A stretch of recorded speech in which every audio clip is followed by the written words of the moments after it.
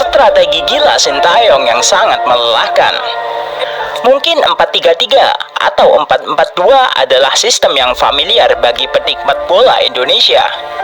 Tapi 3-5-2 yang berubah menjadi 5-4-1 ketika bertahan adalah strategi yang cocok untuk Indonesia. Pressing gila Indonesia, mode 3-5-2.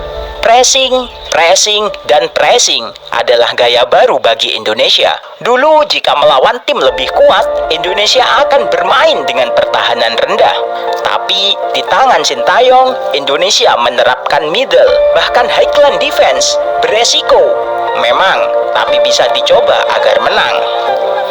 Pressing Indonesia tidak seperti Vietnam era Park Hang-seo yang menempel ketat pemain lawan seperti anjing gila.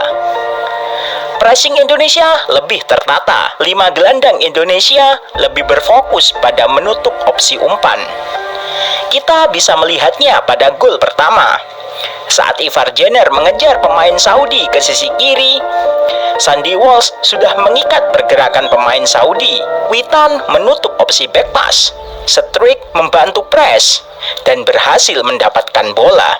Bola hasil pressing membuahkan true pass, membuat kemelut di depan gawang Arab Saudi.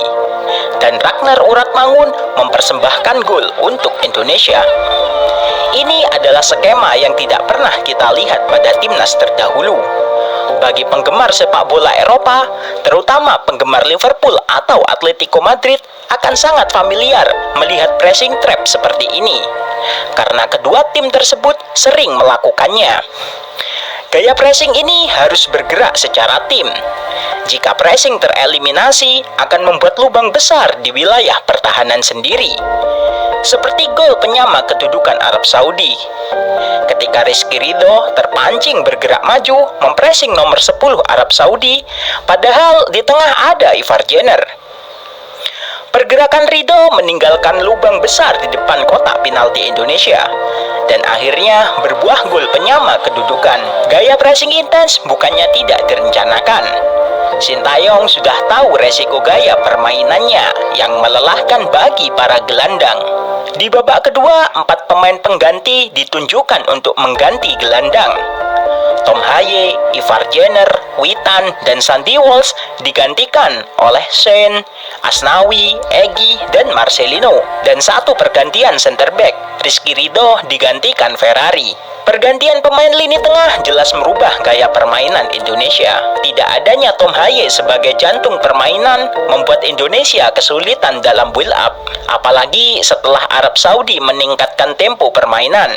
Untungnya pertahanan Indonesia tampil solid di babak kedua, dan kredit khusus patut disematkan bagi penjaga gawang baru Indonesia, Martin Paes.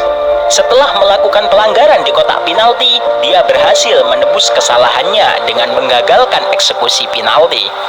Selain itu, dia juga berhasil menang duel ketika 1 lawan 1 dengan striker Arab Saudi. Selain sang kiper, kapten baru Indonesia, Jay Ijes, juga tampil solid dalam memimpin tim. Selanjutnya, Indonesia akan menghadapi Australia pada 10 September. Bagaimana pendapat kalian? Apakah dengan permainan seperti ini, Indonesia bisa tembus Piala Dunia 2026? Komen di bawah.